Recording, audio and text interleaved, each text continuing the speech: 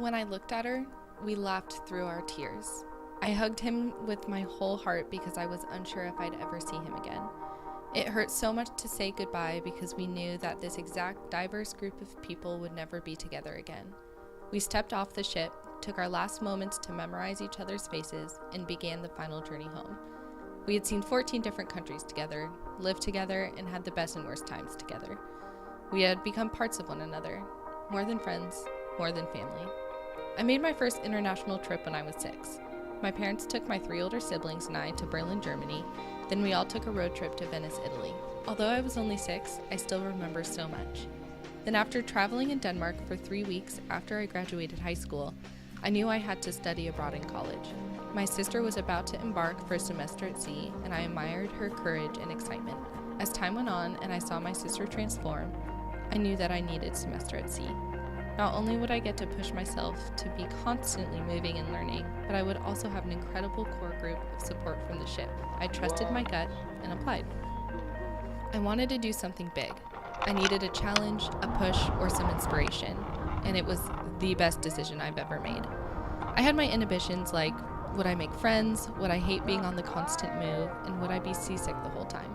I was beyond surprised by how much I loved every step of the journey, struggles and all.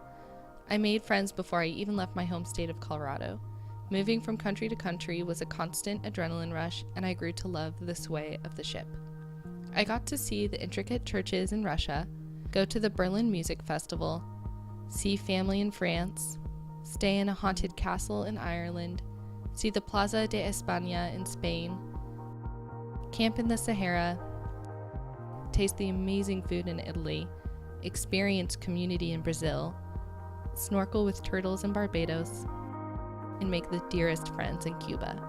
I learned so much from all 14 countries I visited, from meeting people and exploring.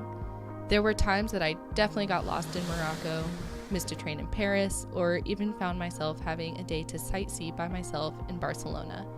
But I was ready to take on every challenge and grow as much as possible from every experience. On the ship, we took different classes, shared meals, celebrated Halloween, competed in Sea Olympics, and then we honored Neptune Day when we crossed the equator. We followed tradition by jumping into the pool on deck 7, kissing a fish, and shaving our heads to go from a pollywog to a shellback in official terms. We got to do it all together, enjoying the sun, crisp sea air, music, and each other. The biggest challenge that I never prepared myself for was saying goodbye to the shipboard community. We all lived and traveled together, each of which brings out the best and worst in people. We got close.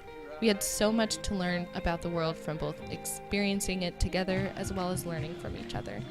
There were students from all over the world, and our professors would spend time with us outside of class, pushing us to become the best people we could be.